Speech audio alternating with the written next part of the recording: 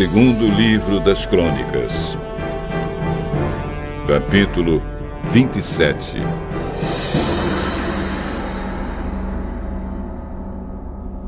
Jotão tinha 25 anos de idade quando se tornou rei de Judá.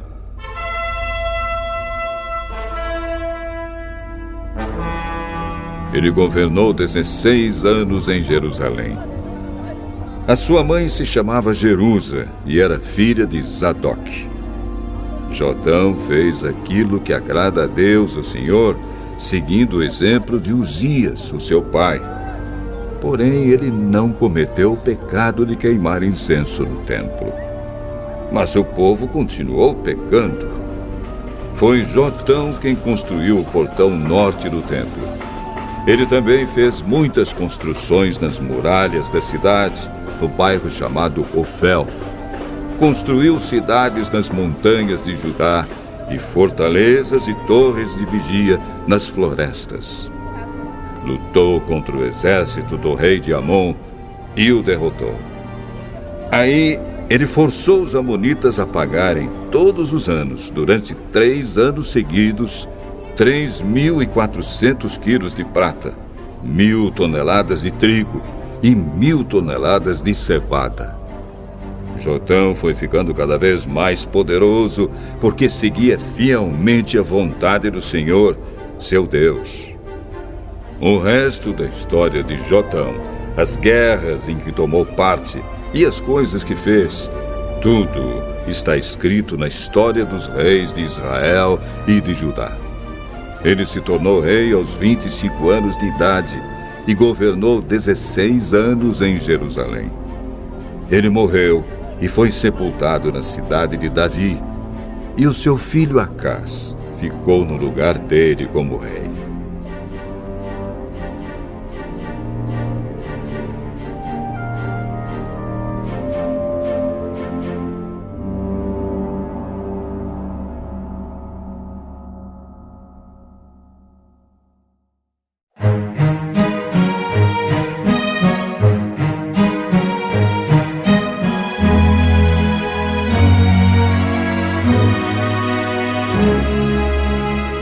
O segundo livro das Crônicas, capítulo 28. Acás tinha 20 anos de idade quando se tornou rei de Judá. Ele governou 16 anos em Jerusalém. Acás não seguiu o bom exemplo do seu antepassado, o rei Davi. Pelo contrário, fez aquilo que não agrada ao Senhor, seu Deus, e seguiu o exemplo dos reis de Israel. Fez imagens de metal do deus Baal e queimou incenso no vale de Ben-Rimon. Chegou até a oferecer os seus próprios filhos, queimando-os como oferta aos ídolos, de acordo com o nojento costume dos povos que o Senhor Deus havia expulsado da terra, conforme os israelitas avançavam. Acás também ofereceu sacrifícios e queimou incenso nos lugares pagãos de adoração, nos morros e debaixo de todas as árvores que dão sombra. Por isso o Senhor, o Deus de Acás, deixou que o rei sírio o vencesse. Os sírios derrotaram o exército de Acás e levaram muitos judeus como prisioneiros para Damasco. E Deus também deixou que Acás sofresse uma grande derrota na guerra contra o rei de Israel. Em um só dia, o rei de Israel, Peca, filho de Remalias, matou 120.000 soldados valentes do exército de Acás. Deus fez isso porque o povo de Judá havia abandonado o Senhor, o Deus dos seus antepassados. Zicre, um valente soldado de Israel, matou Maazéias, filho do rei Acás. Matou também Azricã, o chefe do palácio, e Eucana, o primeiro-ministro do rei. Da terra de Judá, os israelitas levaram como prisioneiros muitos dos seus patrícios, isto é, 200.000 mulheres e crianças. Pegaram também muitos objetos de valor e os levaram consigo para a cidade de Samaria. Odede, um profeta do Senhor Deus, estava em Samaria e foi encontrar-se com o exército israelita que estava voltando para lá. Odede disse a eles: O Senhor, o Deus dos seus antepassados, ficou irado com o povo de Judá e deixou que vocês o derrotassem. Mas vocês mataram aquela gente com tanta raiva que Deus ficou sabendo disso. Agora, vocês estão querendo fazer com que os homens e as mulheres de Judá e de Jerusalém se tornem seus escravos? Será que vocês não sabem que vocês pecaram contra o Senhor seu Deus? Portanto, ouçam o que eu estou dizendo. Levem de volta os seus patrícios, esses prisioneiros que vocês trouxeram, pois Deus está muito irado com vocês.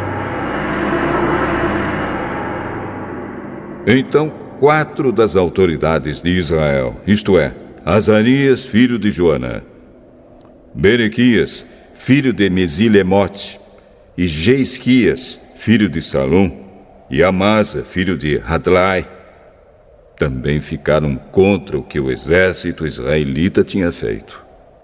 Eles disseram: Não tragam esses prisioneiros para cá.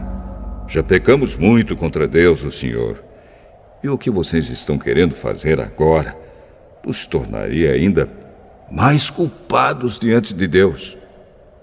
Ele já está muito irado com a gente.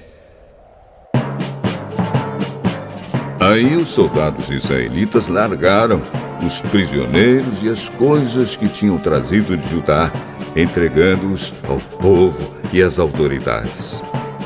Os 4 homens já citados foram escolhidos para cuidar dos prisioneiros. Das coisas que tinham sido trazidas de Judá, eles pegaram roupas e sandálias e deram aos que precisavam. Depois deram de comer e de beber a todos eles e cuidaram dos seus ferimentos. Em seguida, levaram todos os prisioneiros de volta para sua terra e o deixaram em Jericó, a cidade das palmeiras. Os que estavam muito fracos foram montados em jumentos. Então os israelitas voltaram para Samaria. Nessa mesma época, o rei Acaz mandou pedir socorro ao rei da Assíria, porque mais uma vez os edomitas tinham invadido o país de Judá e haviam derrotado o exército de Acaz e levado alguns prisioneiros. Ao mesmo tempo, os filisteus estavam atacando as cidades que ficavam nas planícies e no sul de Judá, conquistando Bet-Semes, Aijalon e Gederote, e também as cidades de Socó, Tímina e Ginzo, com os povoados que ficavam ao redor. Tendo conquistado essas cidades, os filisteus começaram a morar nelas. Deus fez o país de Judá sofrer esta humilhação por causa do rei Acaz, pois ele havia levado o povo de Judá a cometer imoralidades. E ele mesmo havia desobedecido a Deus, o Senhor. O rei Tiglat-Pileser, da Assíria, marchou com seu exército contra Acaz e, em vez de ajudá-lo, o deixou numa situação mais difícil ainda. Acaz pegou objetos de valor do templo, do palácio e das casas das altas autoridades e os deu ao rei da Assíria. Porém, isso não adiantou nada. Quando as suas dificuldades aumentaram, o rei Acaz cometeu pecados piores contra Deus, o Senhor. Acaz era assim mesmo. Ofereceu sacrifícios aos deuses da Síria, mas esses mesmos deuses foram a causa da sua derrota. Ele disse: Os deuses da Síria ajudaram os reis sírios. Portanto, vou lhes oferecer sacrifícios, e eles me ajudarão também. Mas eles trouxeram desgraça para o rei e para todo o país. Acaz pegou os objetos do templo e os quebrou em pedaços. Fechou os portões do pátio do templo e mandou construir altares em todas as esquinas de Jerusalém. E mandou construir em todas as cidades de Judá lugares pagãos de adoração, onde se queimava incenso a deuses estrangeiros. Assim ele fez com que o Senhor, o Deus dos seus antepassados, ficasse muito irado. Todas as outras coisas que o rei Acaz fez, desde o começo até o fim do seu reinado, estão escritas na história dos reis de Judá e de Israel. Acaz morreu e foi sepultado na cidade de Jerusalém, mas não nos túmulos dos reis. E o seu filho, Ezequias, ficou no lugar dele como rei.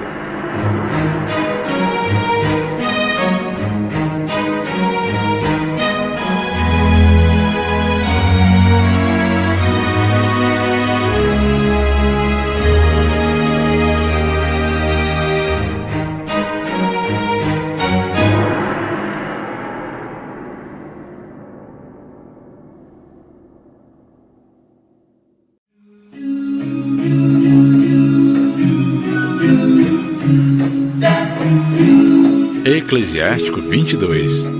O preguiçoso.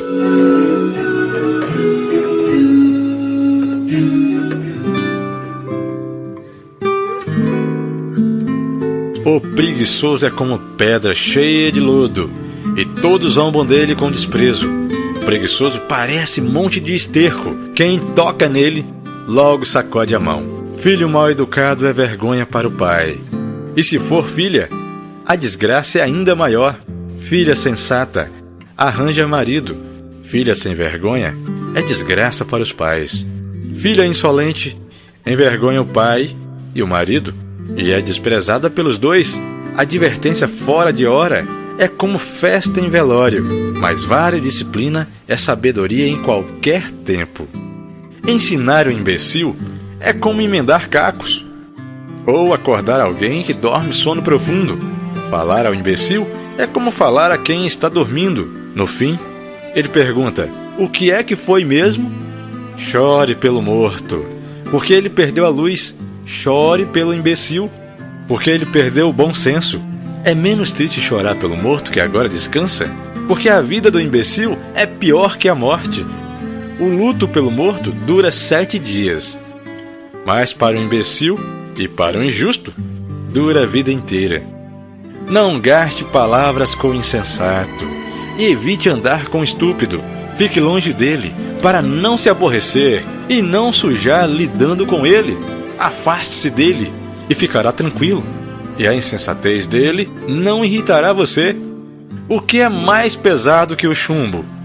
Qual é o seu nome, senão insensato? Areia, sal e barra de ferro são mais fáceis de carregar do que um insensato. Casas travadas com viga de madeira não virão abaixo por ocasião de um terremoto. Da mesma forma, a mente que decide após muito refletir não se deixará abalar no momento do perigo. Mente apoiada em reflexão prudente é como um enfeite de estuque em muro polido. Cascalho no alto do muro não resiste ao vento. A mente que vacila diante de opiniões insensatas também não resiste diante de ameaças. Quem machuca os olhos faz cair lágrimas, e quem fere um coração revela os sentimentos dele. Quem atira pedra nos pássaros acaba por afugentá-los, e quem ofende o amigo perde a amizade, embora já tenha empunhado a espada contra o amigo. Não se desespere, porque ainda há remédio. Ainda que já tenha aberto a boca contra o amigo, não se apavore, porque pode haver reconciliação, mas o ultraje, a arrogância, a violação de segredos e a traição são coisas que fazem o amigo fugir. Conquiste a confiança do próximo quando ele está na pobreza, para desfrutar junto quando ele estiver na prosperidade. Faça-lhe companhia quando ele estiver na dificuldade, para que você possa ter parte na herança dele. Antes que o fogo se acenda, a chaminé solta fumaça e vapor. E antes do sangue, vêm os insultos. Não me envergonho de defender um amigo e nem me escondo da sua presença. Mas se algum mal por culpa dele me acontecer, quem fica sabendo tomará cuidado com ele. Quem irá colocar um guarda na minha boca e um selo de prudência nos meus lábios, para eu não cair por culpa deles e a minha língua não me arruinar?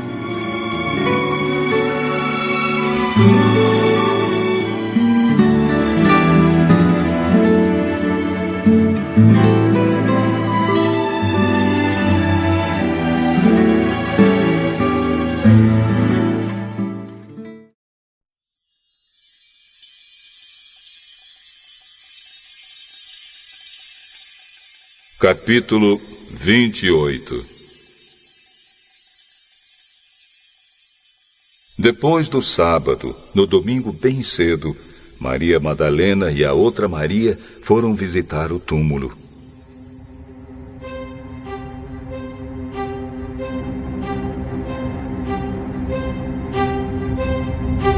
De repente,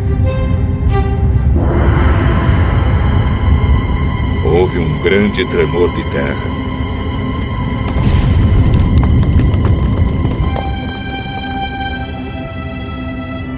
Um anjo do Senhor desceu do céu.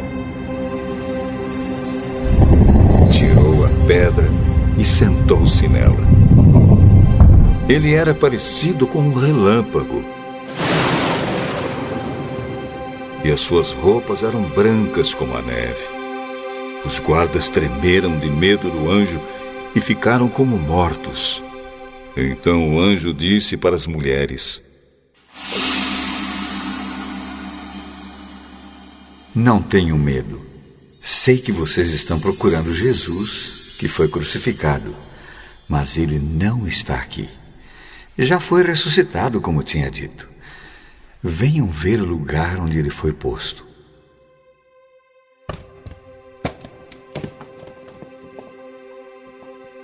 Agora vão depressa e digam aos discípulos dele o seguinte: ele foi ressuscitado e vai adiante de vocês para a Galileia. Lá vocês vão vê-lo. Era isso que eu tinha a dizer para vocês.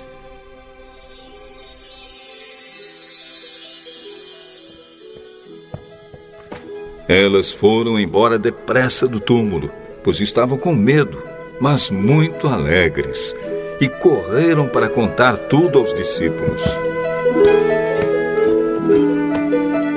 De repente, Jesus se encontrou com elas e disse: que a paz esteja com vocês. Elas chegaram perto dele, abraçaram seus pés e o adoraram. Então Jesus disse: não tenham medo. Vão dizer aos meus irmãos para irem à Galileia, e eles me verão ali. Enquanto as mulheres ainda estavam no caminho, alguns dos soldados que estavam vigiando o túmulo voltaram para a cidade e contaram aos chefes dos sacerdotes tudo o que havia acontecido.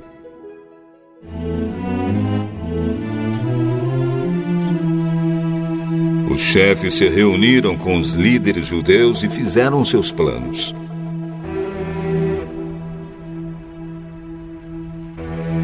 Então deram uma grande quantia de dinheiro aos soldados e ordenaram o seguinte: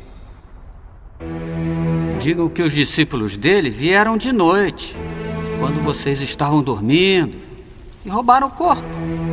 Se o governador souber disso, nós vamos convencê-lo de que foi isso mesmo que aconteceu e vocês não terão nenhum problema. Os soldados pegaram o dinheiro e fizeram o que os chefes dos sacerdotes tinham mandado.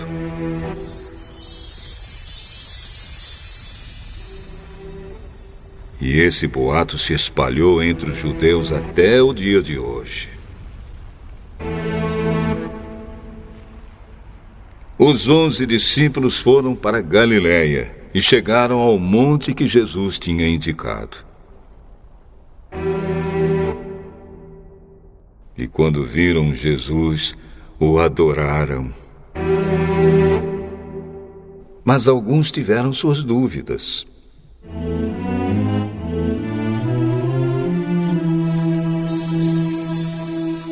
Então Jesus chegou perto deles e disse: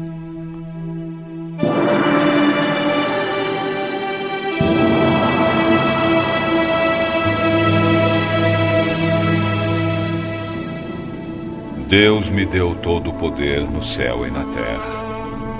Portanto, vão a todos os povos do mundo e façam com que sejam meus seguidores, batizando-os em nome do Pai, do Filho e do Espírito Santo, e ensinando a eles a obedecer a tudo o que tenho ordenado a vocês. E lembrem-se disto: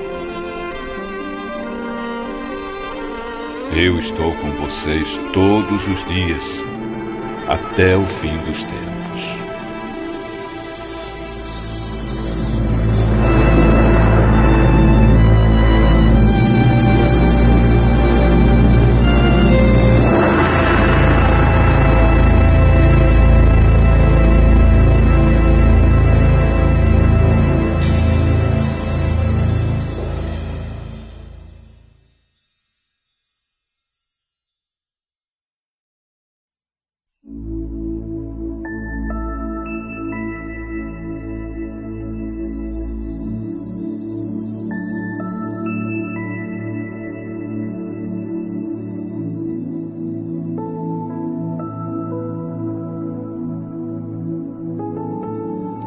Salmo 21. Salmo de Davi, ao regente do coro. Oh, Senhor Deus, o rei está muito feliz porque lhe deste força. Está muito contente porque o tornaste vitorioso. Tu satisfizeste os seus mais profundos desejos e lhe deste o que ele pediu. Tu o recebeste com bênçãos preciosas e puseste uma coroa de ouro na sua cabeça. O rei pediu vida e tu lhe deste vida longa, sem fim. A glória do rei é grande, porque tu o ajudaste. Tu lhe deste majestade e fama. As tuas bênçãos estão sobre ele para sempre, e a tua presença lhe dá muita alegria. O rei confia no Senhor, o Deus Altíssimo, e por causa do amor do Senhor, ele será rei para sempre. O rei prenderá os seus inimigos, com a sua força ele prenderá todos os que o odeiam. Ele aparecerá e os destruirá como um fogo devorador. Na sua ira, o Senhor os devorará e o fogo acabará com eles. Nenhum dos seus descendentes ficará vivo. O rei matará todos.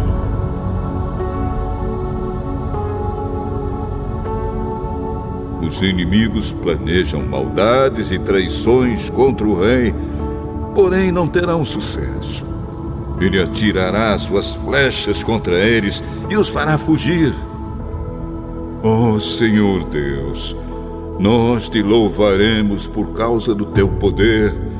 Nós cantaremos e louvaremos a tua força.